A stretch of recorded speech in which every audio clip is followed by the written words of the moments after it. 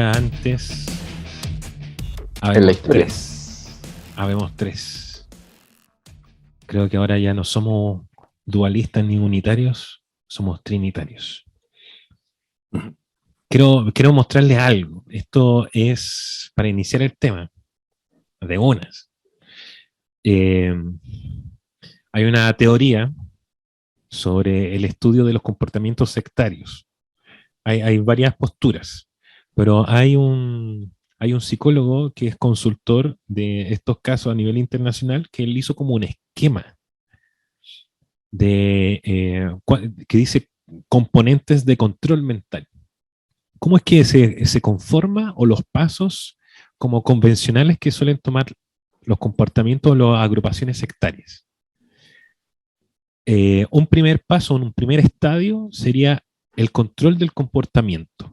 Y voy a hacer una mención solamente de una breve explicación. Dice, el control del comportamiento es la regulación de la realidad física del individuo. Incluye el control de su entorno, el lugar donde vive, qué ropa viste, qué come, cuántas horas duerme, así como su trabajo, rituales y otras acciones que realiza. Ahora, a nivel un poco más blando sería como el que se está iniciando en la secta, por ejemplo, para no ser como tan obvio, lo mandan a hacer actividades de campo, ¿cachai? Y ahí se empieza a controlar de a poquito su comportamiento, porque van haciendo observaciones. Oiga, usted podría empezar a vestirse así, lo necesitamos que vaya a tal lugar y pueda presentarse con otras personas, etc. Luego, el control del pensamiento.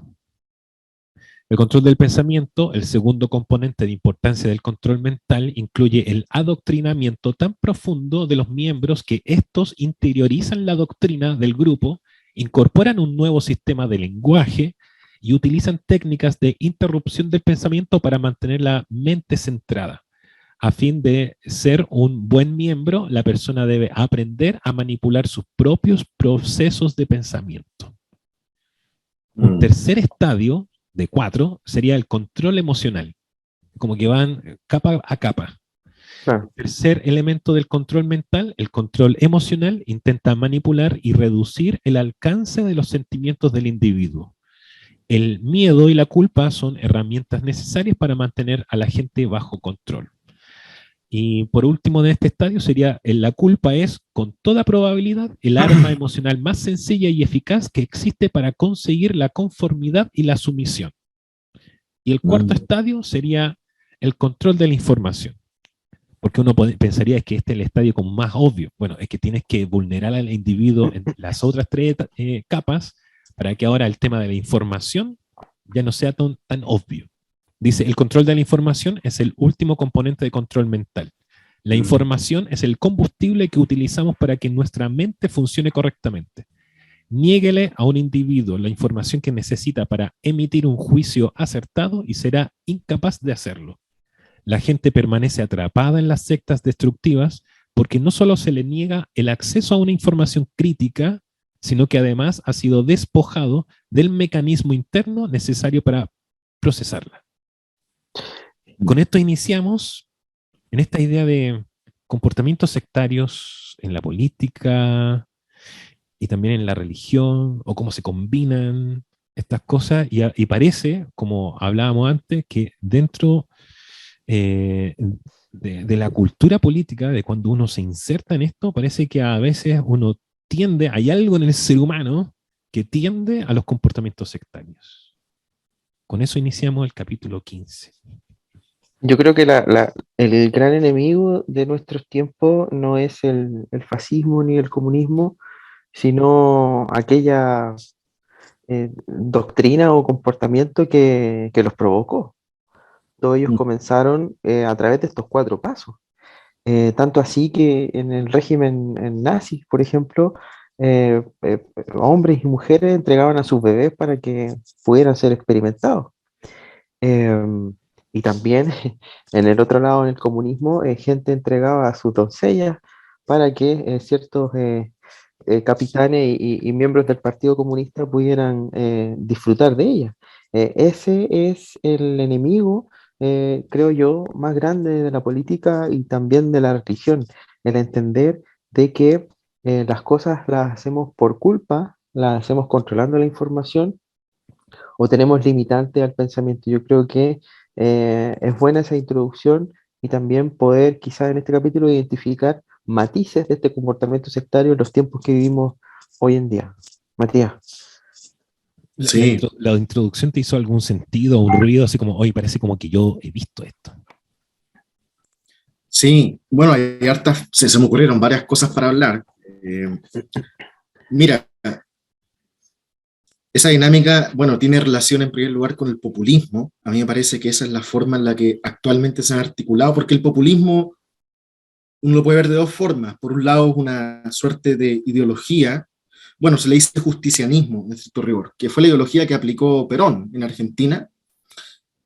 En el fondo es una masificación del culto a la personalidad, que llegó incluso a practicar la idea de reemplazar la vida comunitaria eclesial con espacios intermedios partidistas, para poder capitalizar el ímpetu religioso de la gente.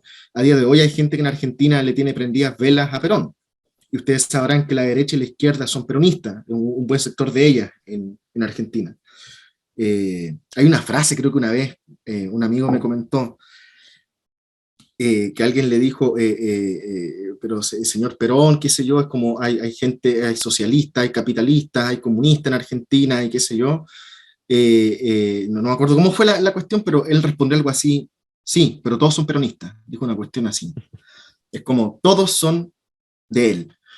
Y hay una práctica, hay una teología política en torno a Perón, en términos simples, que ha sido analizado incluso por algunos autores, y Chantal Mouffe y Laclau en particular, que son los que han desarrollado la teoría del populismo contemporáneo muy aplicado a la izquierda, rescataron mucho de la praxis del populismo peronista, del justicianismo.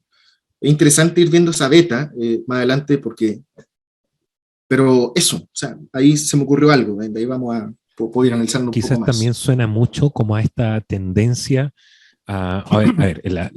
un poco también siguiendo el esquema que propone esta teoría de control mental, que es un poco como cuidar la colectividad gregaria que hemos construido. Ahora puede ser, obviamente siempre como hay un líder fuerte, pero no estando el líder, si el círculo gregario está bien programado, el líder puede no estar y los que le siguen, siguen con el programa. Entonces parece que es más bien como algo logra aglutinar algo tan fuerte bajo un líder o la idealización de ese líder que ya no está. El tema es a lo que quería apuntar. Hay como una tendencia hacia lo que algunos llaman como caudillismo. O sea, aquí hay alguien que nos representa y lo que él pueda decir o lo que él nos ha implementado, en lo posible, como no tocarlo. O esta imagen fuerte de que lo tenemos ahí al frente, y hay que alimentarlo y nadie se vaya en contra del arcángel de Dios. Como dicen por ahí, así como no toquen al ángel de Dios. Yo creo que Carl Schmitt en Catolicismo y Forma Política y también en este libro que tiene sobre la teología cristiana, habla de que la política siempre tiene el espacio entre amigo y enemigo, ¿cierto? Pero creo que hay ciertos casos en donde esta teología da un salto más y supera a esta dialéctica o esta posición o este antagonismo entre amigo y enemigo. Y yo creo que ese es el fenómeno que tiene Perón y que sabe leer muy bien el cristianismo. Si no mal recuerdo, Evita decía que, bueno, el Estado somos todos, el Estado es el pueblo. ¿Por qué? Porque, por ejemplo, en el comunismo a Dios se le reemplaza, ¿cierto? Se le reemplaza y está el ateísmo científico y la figura de Dios es reemplazada. Y cuando muere el líder, de hecho, cuando ya Stalin muere y comienza la decadencia, la figura del líder se resiente en el movimiento y el movimiento muere. Pero en el caso de estos populismos, la teología que está detrás es una teología muy bíblica y muy neotestamentaria, porque en el fondo el Dios está dentro de todos nosotros. O sea, nosotros somos templo del Espíritu Santo, nosotros somos templo del movimiento. Entonces, estos movimientos sectarios, por decirlo de alguna manera, citando al partido de la gente, no, si el partido es de la gente, no es de Franco Parisi. no es de Moreno, que es el presidente del partido, es que todos somos un cuerpo. Entonces es una cuestión Oye, muy... entonces el pueblo del siglo XX es la gente del siglo XXI, como que cambia el término. Al final la instrumentalización del fondo es el mismo. Le cambiamos nombre de pueblo a gente. Sí. De hecho, ahí, bueno, Michael Hart y Antonio Negri tienen una trilogía importante de libros. Ellos hablan del concepto de multitud. Se lo agarraba ahí con la teología política también. Pero a mí me interesó un aspecto de lo que comentaste, que es el concepto de la culpa. Fíjate que hay una discusión, porque ustedes saben, bueno, se ha levantado el movimiento feminista con fuerza en los últimos años y ha buscado hartas reivindicaciones y la teoría feminista ha ido evolucionando y qué sé yo. Pero hay un concepto permanente que es el concepto de patriarcado, como esta estructura social, política, cultural, económica que le da un privilegio especial a los hombres. Sin ir más allá, porque esa es una discusión bien compleja, que es complicado enfrentar en un lapso corto de tiempo. Slavoj Žižek, que es un filósofo marxista, ustedes lo deben conocer, a mí me cae bien, él habló de un problema. ¿Cómo? Sí, pues apoyó a Boric ahora, junto a Noam Chomsky y varios otros más. Él dijo algo importante. Él planteó, ¿qué era el patriarcado? El patriarcado era un sistema de normas concretas. A ti te decía, esto está mal, esto está bien. Entonces, cuando tú desobedecías la norma, sabías perfectamente bien la consecuencia. Entonces, la mujer, por temor, por ejemplo, no obraba en contra de esas estructuras porque iban a traer consecuencias. Pero hay una cuestión importante que Žižek dice y que es bien interesante porque puede ser polémica, y aquí peco de demorar un poquito más para explicarla cortitamente. ¿Qué es el matriarcado? Él lo afronta en el psicoanálisis, la idea de lo masculino, lo femenino, qué sé yo. Lo masculino es la norma, el orden, el poner control directo a través de un impulso con amenaza de violencia, por ejemplo. Pero Žižek habla del matriarcado como esta madre, sorry, esto va a sonar súper raro, pero él lo dice así, como esta madre sobreprotectora y muy manipuladora, entre comillas, que te dice, y él da el ejemplo, digamos que, no sé, pues tú tenés que ir a ver o sea, tu familia va a ir a ver a tu abuela, que se está muriendo. Tu papá te va a decir, no sé, anda a ver a la abuela porque se está muriendo y todo el tema, y si no vas, te voy a castigar. Ya, ese es el patriarcado. La mamá, en cambio, te va a decir algo así como, hijo, deberías ir a ver a tu abuela, tú sabes que ella se está muriendo, ¿no sientes algo de compasión por ella y qué sé yo? Mira, está bien si no quieres ir, pero recuerda, ¿cachai?, que ella está muriendo. Ya no es, ella está diciendo, entre comillas, si no vais, tenéis que sentir culpa por no ir. No te estoy obligando, pero tenéis que ir o si no vais a sentir culpa. Entonces instala la idea de que ya no podéis confrontar directamente la norma que te está prohibiendo, te está exigiendo hacer algo. Ahora tú mismo te generáis un conflicto dentro y empezáis a pensar, debería haberlo hecho, o si no voy a sentir culpable, ¿cachai? Entonces, en gran parte las dinámicas políticas contemporáneas, dice Žižek, uno puede ver destellos, claro, el patriarcado ha caído, pero el error es pensar que el patriarcado era más problemático, porque el patriarcado era una norma explícita, tú la atacabas el capitalismo, atacabas la economía, atacabas la estructura de poder. En cambio, esta otra fuerza, matriarcal entre comillas, es más sutil y genera otro tipo de normatividad que te autoimpones a través de la culpa, ¿te fijas? Como es interesante un poco. Introyectas eso, que también algo que por otros lados se ha popularizado con Byung-Chul Han, que también habla un poco de eso, que tampoco encuentro muy original, porque también lo venía hablando de otros lados. Siento que Byung-Chul Han como que agarra mucho de Zygmunt Bauman, pero lo traduce como en otra jerga nomás. Pero claro, es esto de que en nuestra época, como ya más postmoderna o más de siglo XXI, ya no está afuera esta culpa normativa, sino como ya la asimilé como una voz interior. Estoy así de adoctrinado por esta sociedad, que ya no es como el gran hermano afuera, sino es mi propia conciencia. Yo creo que en Chile, con el fin del binominal, se acabaron las religiones del libro. Se acabó el cristianismo, se acabó el judaísmo, se acabó el islam. Y empezaron a surgir, con la caída de estas grandes religiones del libro, hablando en clave teológica, empezaron a surgir las sectas. Como residuos y como nacen todas las religiones también, pues. Una religión nace de la otra porque Dios le habló a un profeta y le dijo que no había que ponerse el velo hasta el pelo, sino que había que ponérselo ahora hasta los ojos, porque así Dios te iba a hablar. Entonces, ahora en Chile, hablando dentro de la arena política, han surgido muchos movimientos, yo diría desde la desintegración de la concertación, la nueva mayoría, que tratan de tomar este impulso y tratan de decirle a la ciudadanía, a la sociedad civil, vamos, el mundo, la historia va hacia esa dirección. Y nosotros somos los únicos que podemos eh, llevarlos hacia allá. Y termino con esto. Y la derecha siempre ha sido el discurso más judeocristiano de un volver al origen. Volvamos a la patria, volvamos a la bandera, volvamos al himno, volvamos al rodeo. Pero la izquierda ha ido en un clásico progresismo de ir hacia adelante, descubramos lo nuevo, la esperanza es nuestra consigna. En cambio, la derecha es la seguridad del volver al origen, del volver a la matriz. Entonces, creo que todos estos movimientos políticos que están saliendo toman parte de estas grandes religiones caídas, de estos movimientos políticos caídos, y comienzan a hacerse dueños del espacio político y de la opinión pública. Y creo que en cierta manera empobrecen la discusión, porque te ponen esa dinámica de o eres bueno o eres malo. Entonces, no, eso es lo que yo veo. Claro, que también hace como esa mirada hacia el pasado, por ejemplo, de lo que tú dices, por ejemplo, desde la derecha. Es como que aparece esa voz, sea autoritaria externa o sea de un foro interno con tu almohada, que es como, ¿no notas que estás traicionando un poco la tradición a la cual queremos regresar?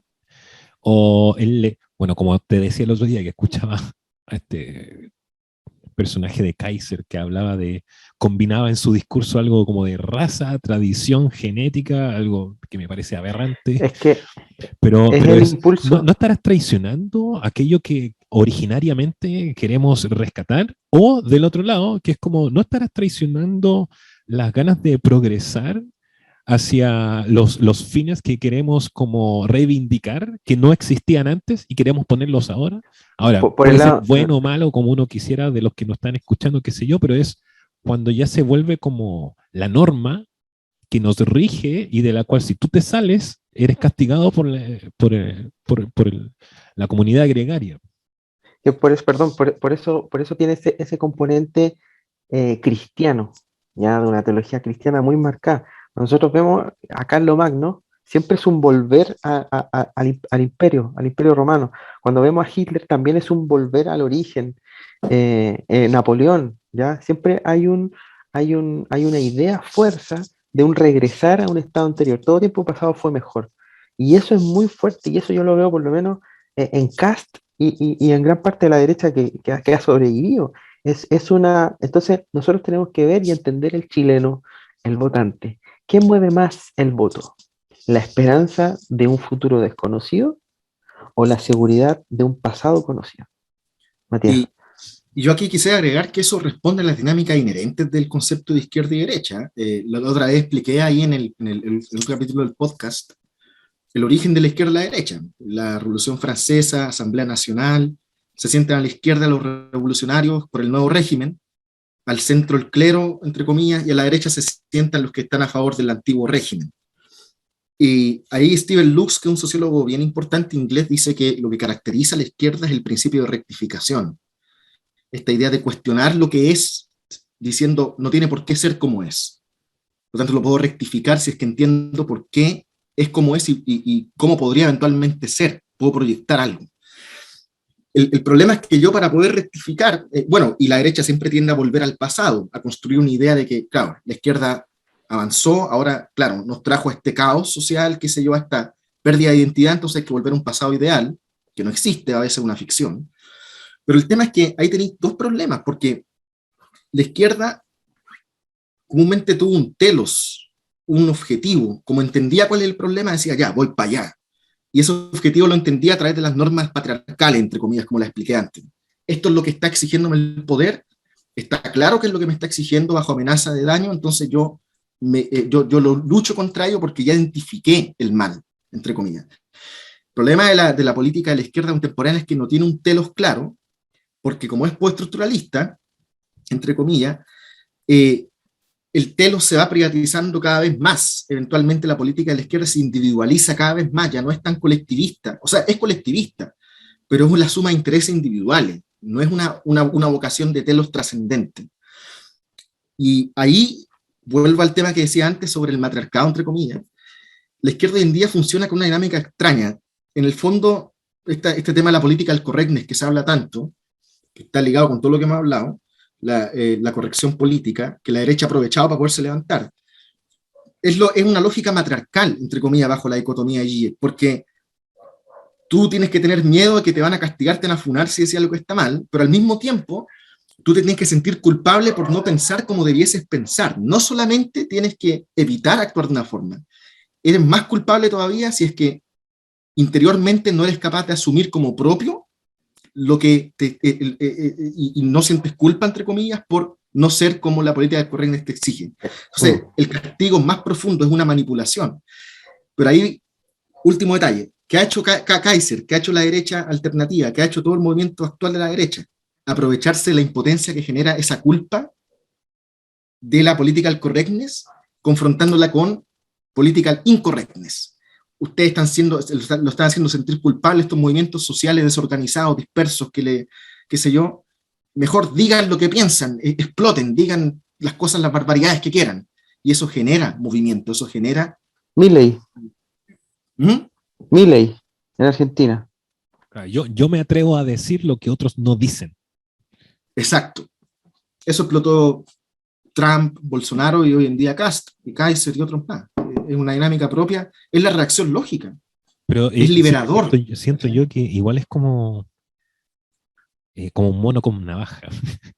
Como que en cierto movimiento te puede ser útil, como en otros puede provocar un daño que no te dais cuenta que va a provocar. O sea, si tomamos ese mismo principio y lo llevamos al Chile de hace un año atrás, tenemos que pensar de que con ese mismo principio habían ministros que fueron bajados de una, simplemente porque quisieron decir algo casi un poco contrario a la voz mandante y ¡pa!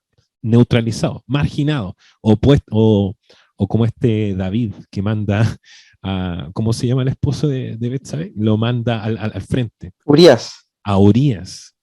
Entonces, no, cambiemos a esta voz disidente del partido, pongámoslo en el ministerio donde quede más expuesto.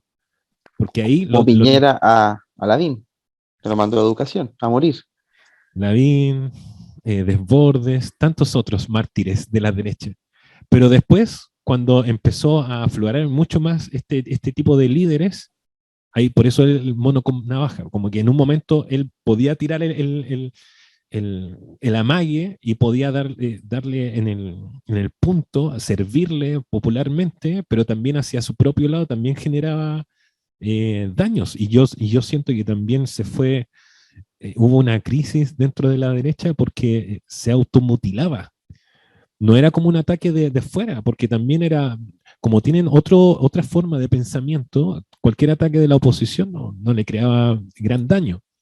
Pero ellos mismos se fueron como matando a sus propios líderes, hasta que tuvo que ascender uno que venía como detrás y que tenía ya más asimilado no era tan torpe con esa forma de actuar, sino que ya lo tenía asimilado como un sistema. ¿Por qué? Porque también tenía ya referentes externos. Tenemos a Trump, tenemos a Bolsonaro, que llegaron a la cima, o sea, llegaron a la presidencia, más allá de qué resultó de sus gobiernos. Pero ellos llegaron. Entonces yo voy a ocupar la misma técnica, o una similar, más criolla. Pero le costó muy caro eso a la derecha. Mató muchas cabezas. Y de gente que también dijo, bueno, ¿sabes qué? Ya no voy a seguir por ahora en la carrera, me voy a mi oficina, voy a ver algunos casos que me van a llegar ahí de clientes, voy a ejercer la abogacía y que les vaya bien con su mundo político. Pero eso. Yo creo que pega harto lo que decía Matías, y no se olviden de Milei, de Argentina, que para mí es la máxima expresión cultural de una contracultura que ha llevado él casi solo, con el movimiento libertario de decir las cosas que nadie se atreve a decir. Y tenía a Trump de decir, no, voy a construir un muro y me da lo mismo lo que digan ustedes. Y tenía a Kass de decir, no, voy a construir una zanja y me da lo mismo lo que digan, ¿cachai? Porque ustedes, los de izquierda, y sobre todo la élite de izquierda, viven en sus casas en Ñuñoa, en Las Condes, y a ustedes no les toca el problema que le toca a la gente de Colchane. Eh, y no conozco a profundidad el tema de Bolsonaro, pero también está esa cuestión de decir las cosas que nadie quiere decir por un miedo, por la culpa a decir lo incorrecto, cuando en realidad no es tan incorrecto, cuando en realidad se tienen que decir de la forma en que se tengan que decir, pero son realidades que se pueden palpar, pero la izquierda no las sabe agarrar por esa culpa que escribe Matías, pero pega y suma adherentes porque se ha transformado, no sé si tanto en Chile, pero sí más en Argentina, en una especie de contracultura. Y eso es muy llamativo. Sí. De hecho, ahí donde el mismo Zizek dice, ¿por qué la derecha es hoy en día la contracultura y la izquierda es como el mainstream? La izquierda antes era la contracultura, la izquierda antes era la vanguardia clandestina, ¿cachai? El movimiento, ¿cachai? Ahora es la derecha. Y eso revela... De hecho es una frase de un gran artista punk, que él decía, a ver, el contracultural ahora es de derecha.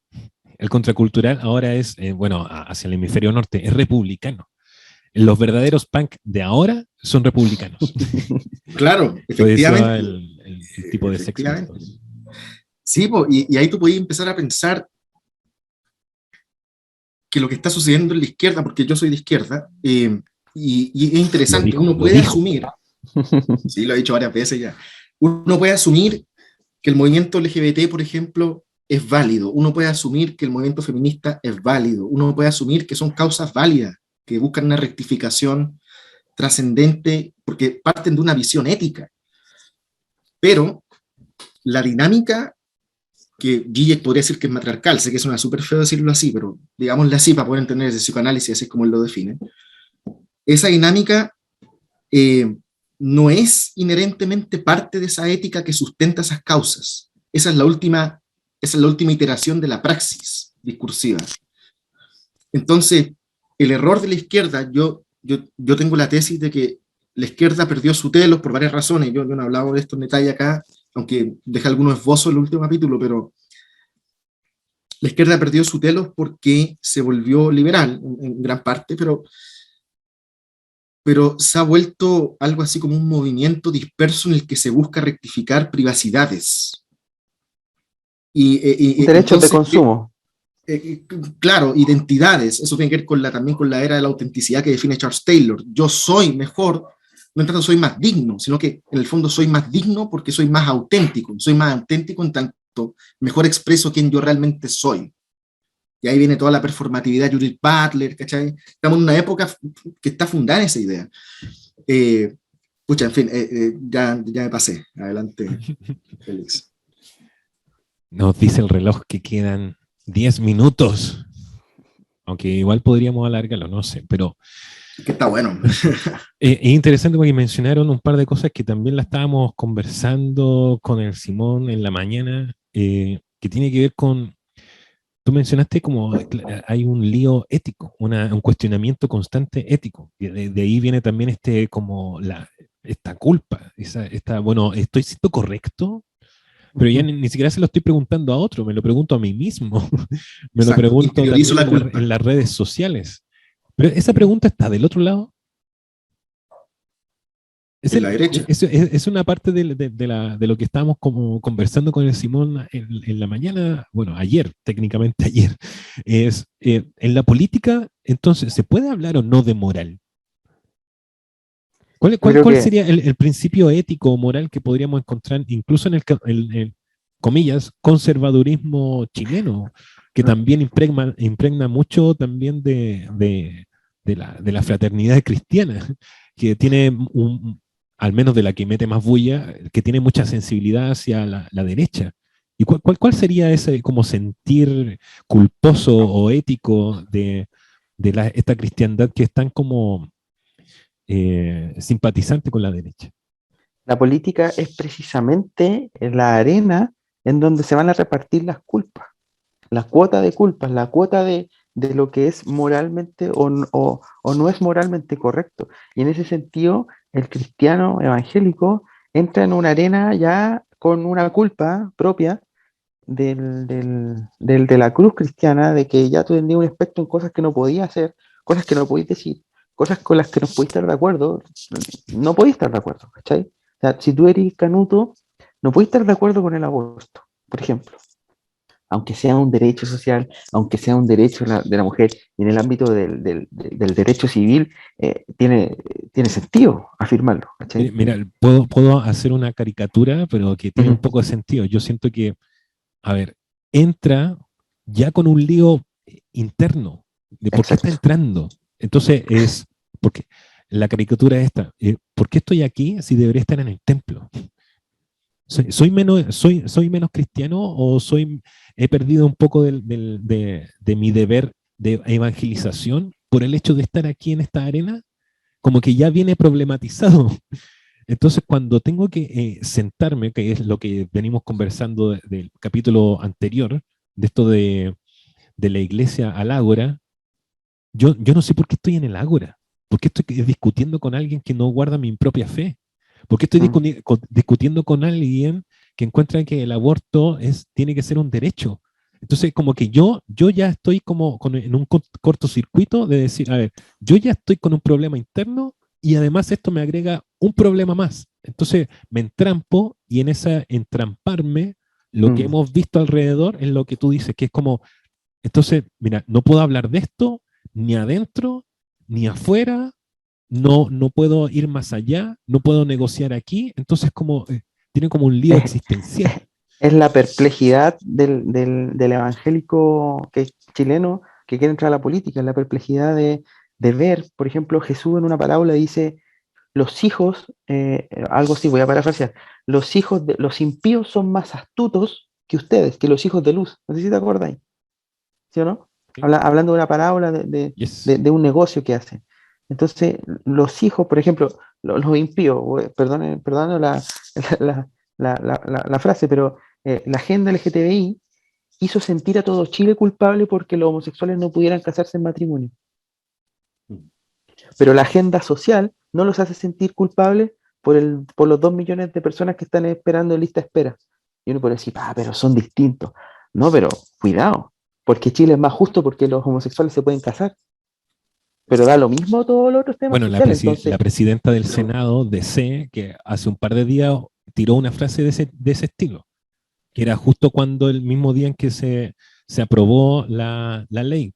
Dijo, bueno, ahora presentamos este otro proyecto, que ahora en este instante no lo recuerdo, y dijo que también tiene tanta prioridad como otros proyectos, haciendo alusión de que, bueno, ya están contentos con aprobar esto, pero esto también es urgente y tiene que ver con una necesidad social de ese estilo.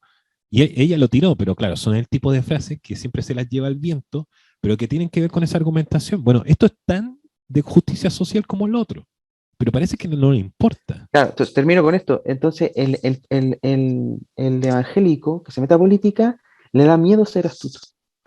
Le da miedo entrar con las lógicas de la astucia de la arena política que son válidas, que son herramientas.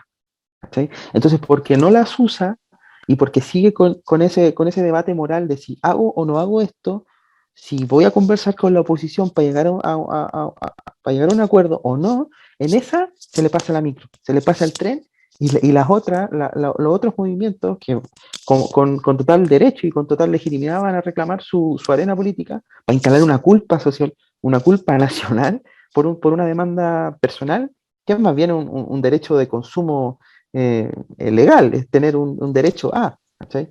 Em, pero se les pasa la micro.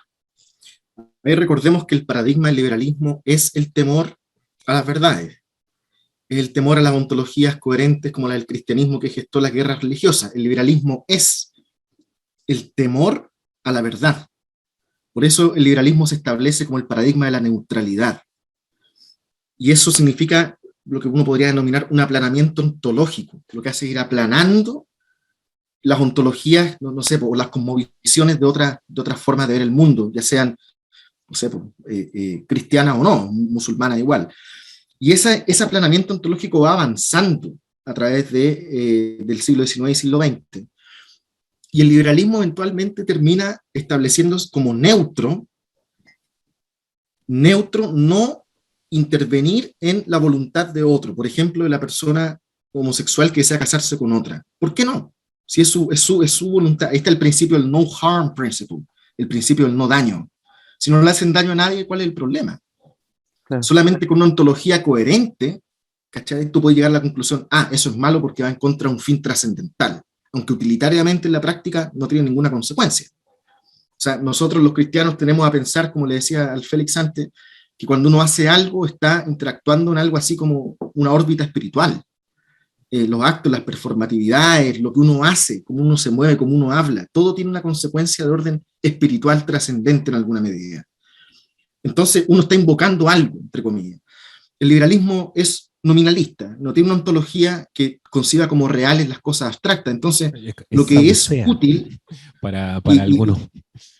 Y rescatando el principio utilitarista de la utilidad, entre comillas, es como, bueno, esto hace más feliz a la sociedad, avanzó, progresó la cultura de manera que la libertad negativa se estableció como el valor supremo. Entonces, ¿por qué vamos a permitir que estos cristianos con una ontología cerrada, peculiar de ellos, ¿cierto?, intervengan en la neutralidad de un mundo que ya avanzó, ¿cachai? Y que ya aplanó ontológicamente sus valores? ¿Te fijas? Entonces, ahí viene el tema, que es como... No, dale. Sí, no, me llama la atención porque, claro, si se propone el territorio así, es como la arena, como dijo el Simón, lo veníamos conversando también de antes de otros capítulos, entonces quizás el juego astuto, que es una propuesta, el juego astuto del cristiano evangélico entrando a la arena política, no es tanto ya apelar a esa ética y moral u ontología en la cual el otro no se siente identificado, sino como un poco lo que, recogiendo la propuesta de Simón, es como jugar más bien al debate argumental de cuál es la prioridad. No es que lo tuyo no tenga derecho, sino no es prioritario. Bueno, se nos están acabando los minutos, no sé si quieren seguir conversando. Cerrar un poco la idea. No, lamentablemente nosotros los cristianos somos gente de iglesia y la dinámica política en la iglesia es una dinámica de imposición. El pastor predica desde el púlpito y nadie puede contradecir. Entonces, cuando entramos en la arena política, nosotros queremos imponer o venimos con esa lógica, con esa dinámica de discusión impositiva y nos damos cuenta que no nos pescan. Pues, por más que gritemos que el matrimonio homosexual va en contra de la Biblia, de la palabra, no nos oyen y la gente sigue avanzando y nosotros nos vamos quedando en los años 80, en los años 90 y nos quedamos así perplejos. ¿Por qué? Porque nuestro error fue o es meternos a la política desde la iglesia. Pero nosotros tenemos que meternos en las políticas desde el reino de los cielos, que es algo totalmente distinto.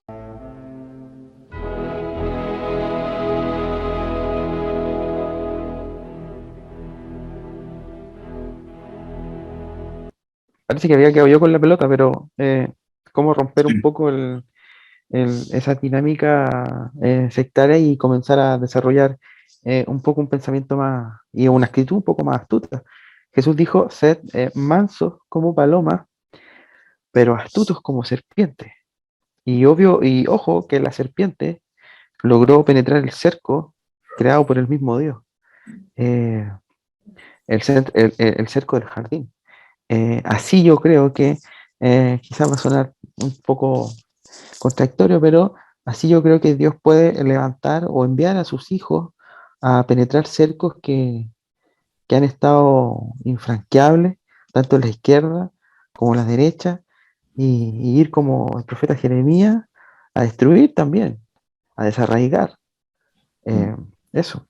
Yo creo que ahí tampoco perdón, en la interrupción, pero creo que tampoco no es como, lo que pasa es que para muchos que no están acostumbrados, quizás esto suena como muy grande, pero a ver, la tarea práctica es grande, evidentemente, pero también no se está inventando la rueda, también hay ejemplos históricos, pero que más allá de entrar como a estudiar los ejemplos históricos, que a veces no se tiene mucho acceso a eso, el tema es que lo que yo veo de muchos referentes históricos, que tienen que ver con, no tanto de nuestro hemisferio, sino del hemisferio más norte, es de que cómo logras traducir, volvemos a eso que habíamos hablado antes, ¿cómo volvemos a traducir nuestro nuestro punto de vista de la sociedad a programáticas, a propuestas y causas que sean atractivas de la necesidad de la sociedad que nos rodea y que no sean tan de nicho. Yo tengo una lectura doble. Bueno, de partida, recordemos una cuestión importante, que es el concepto de amor, que se nos fue arrebatado en la modernidad a los cristianos, porque eso solamente puede existir en la noción cristiana de amor desde una perspectiva ontológica, como decía yo, de corte no nominalista, es una cuestión abstracta el amor. Pero el amor cristiano, yo acá puedo citar a varios teólogos, pero es como, el corazón es un elemento importante del ser humano, no solamente la mente. En el contexto moderno lo importante es la mente, no es el corazón. Uno la mente la puede informar, pero el corazón se forma, no se informa. Uno no moldea el corazón con información, uno lo moldea a través de actos. Si yo, por ejemplo, voy al mall todos los domingos a ver los escaparates con las cosas caras que me presentan toda una ilusión, son altares a la burguesía, qué sé yo, mi corazón se va moldeando para desear y anhelar esas cosas a las que yo estoy, entre comillas, entregándoles un acto litúrgico. Si yo vivo la vida eclesial, mis actos litúrgicos apuntan a invocar a Dios y el corazón se moldea para buscarle a Él. Y el ágape cristiano, que es el concepto de amor cristiano, es un amor ordenado en base a los 2 mandamientos del Nuevo Testamento: amar a Dios sobre todas las cosas, a tu prójimo como a ti mismo. Eso significa que yo ordeno mis amores. Y el riesgo del sectarismo, por ejemplo, tiene que ver si yo deposito mi amor en algo finito, eso es un ídolo. Y una persona es algo finito. Lo más digno de adoración es aquello que es menos finito, lo que es Dios, que es el absoluto, y todo lo que es finito es indigno de ser adorado. Entonces recibe una gloria que no se merece. Esos son los ídolos. La adoración de cosas finitas como el dinero, el consumo, el sexo, el poder. Entonces una política cristiana no puede perder de vista el concepto de amor, porque si lo pierde de vista termina sirviéndole a otros ídolos. Y ahora entrando más a lo concreto, este amor ordenado, llevado a la práctica política, cuando yo quiero gestar un programa, por ejemplo. Yo creo que el error del cristianismo, sea de izquierda o derecha, es depositar sus amores, por un lado en el pueblo, por ejemplo, por un lado en el poder, en el dinero, por ejemplo, para la derecha, la izquierda lo mismo. Y en ese sentido también depositarlo en la utopía del pasado, en la utopía del futuro, como decía Simón, que es un ídolo, es una idea idolátrica de cómo el mundo debe ser, que coloca en el hombre la posibilidad de cambiar un mundo que está, entre comillas, destinado a ser cambiado por Cristo, no por nosotros. Eso lo que hacemos es dejar destellos de lo que habrá de venir, destellos del reino. Y cuando uno ve la política hipócrita del clivaje liberal de la derecha y la izquierda, derecha, valores cristianos, conservadurismo en esto y esto otro, pero capitalismo exacerbado. Izquierda, progresismo en esto y esto otro, pero una economía socialdemócrata, incluso más radical. Yo creo que la clave del cristianismo estaría en entender que ese clivaje hay que superarlo, posliberal, y entender que muchas cosas que la izquierda identificó como dignas de rectificación debemos apropiarlas, y cosas que la derecha hoy en día protege, debemos protegerlas. Cuando seamos consecuentes con la ontología cristiana que nos lleva a aplicar todas esas cosas y a entender todos esos grises de la vida social, comunitaria, vamos a dar el ejemplo. Y dando el ejemplo, la gente se va a dar cuenta de que el cristianismo tiene un rol que jugar en el ágora. Claro, es a través del ejemplo. También ahí así como, no solamente un poco de lo que dices, no solamente desde lo ideológico o desde lo intelectual que es necesario. Porque, o sea, si tienes una sistematización de tus ideas, que eso es desde el intelecto, ya estás construyendo ideología. Entonces, no hay como salir de eso, sino de que cómo te vas formando también como comunidad. Un poco para dar el cierre ahí, también como recordando a este autor, Steve Hassan, que tiene este estudio sobre el comportamiento sectario, cómo ir abandonando este sectarismo o este caudillismo también tan propio de Sudamérica o de otros lados, que es como, bueno, salir de esa, no sé cómo decirlo, pero es como de ese comportamiento un poco infantil de la figura del líder, que si nos quedamos sin el líder, sin la voz que nos habla desde algún púlpito, parece que el movimiento se cae. Y es como, no, o sea, tenemos que construirlo entre todos como comunidad, pero que la comunidad también tenga este comportamiento sano de ser autocrítico sin tener que autodestruirse. Que también esto de que este comportamiento que también es un poco sectario, de que como no está acostumbrado al pensamiento crítico, a la asamblea, a deliberar y conversar en un ambiente de confianza, que podemos tener diferencias, pero eso no nos va a destruir. Entonces, si tenemos la capacidad de poder contenernos como comunidad, entonces podemos pensar de que podemos crear un sinfín de ideas y propuestas de las cuales si se cae un líder, va a venir otro, porque no es el líder, es la idea y la causa por la cual nos estamos moviendo. Entonces, generar una madurez sana de que los liderazgos y la comunidad sean como dos puntos de buen balance, pero no que uno esté por sobre el otro. Y que creo yo que también es algo que tendríamos que, como meditación interna hacia nuestras comunidades y congregaciones, también poder hacer. De decir, bueno, ¿queremos reproducir lo que vivimos en nuestras congregaciones afuera? Tal vez tendríamos que volver a sanar y replantearnos si en verdad somos una asamblea o simplemente somos una comunidad sectaria piramidal en la cual hay uno, dos o tres, pero un puñado de seres humanos que hablan, los otros escuchan y nada más. Entonces, Es que ahí diste en el clavo, porque precisamente la iglesia no sabe qué hacer hacia afuera, en la vida pública, en la vida política, en la vida social, porque hacia adentro aún no encuentra esa conciencia de comunidad. Y yo voy a dar un solo ejemplo para terminar. Eh, Jesús lo demostró. ¿Quién fue la persona que más contradijo a Jesús públicamente? El apóstol Pedro. ¿Y quién fue precisamente a quien Jesús encargó la confirmación y la conformación de la comunidad de la asamblea? Fue a Pedro. Le dijo, confirma a tu hermano.